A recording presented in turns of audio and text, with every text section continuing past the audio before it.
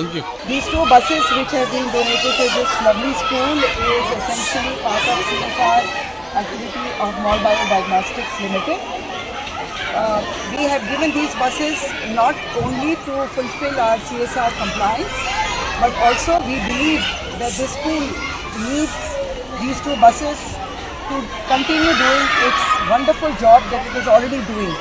What we realized was that the children are coming from 30 kilometers far and they have no means to come here, which would deprive them from gaining their continued education. And that's the reason why we selected and we agreed to give these buses so that all the children can come safely from their home and go back safely to their homes.